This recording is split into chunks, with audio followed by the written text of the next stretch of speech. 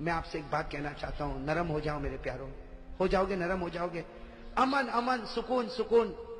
मेरे दोस्तों, हमारे नबी ने जो इस्लाम फैलाया, हाथ में तलवार नहीं थी। अरे कहो, हाथ में तलवार, दिल में अखलाक थे, अखलाक। अरे मेरे दोस्तों, अपने अखलाक कैसे बताओ? आज के तो अखलाक को देखकर लोग घबराते हैं। घबराते नहीं घबराते? कहते ओ भाई, उससे तो बात नहीं करना, माँ बहन की गाली के सिवा कुछ करता नहीं है।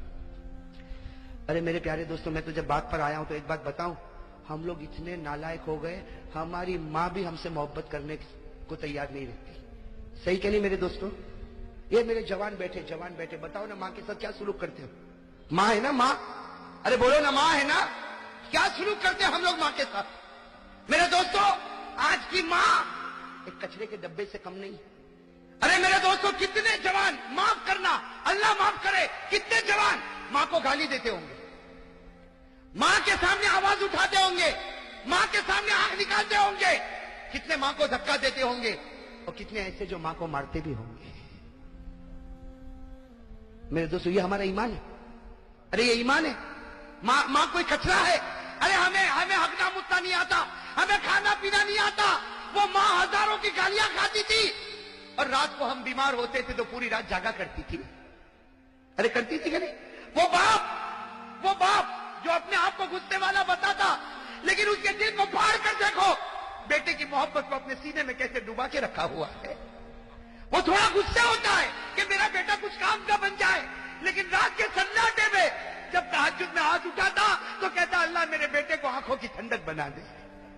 मेरे दोस्तों, हमारी माँ ने क्या नहीं किया हमारे वास्ते, क्या नहीं किया, और आज जवान गाली देता माँ को, बेशरम।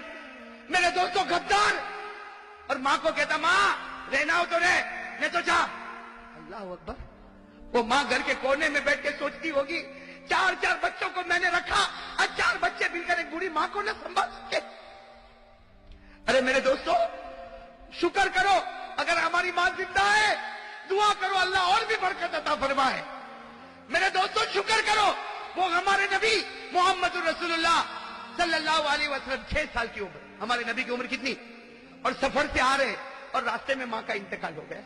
अरे मेरे दोस्तों, नबी का कलेजे पर क्या गुजरी होगी। मेरे दोस्तों, जब आंख खोली तो अब्बा तो थे ही नहीं।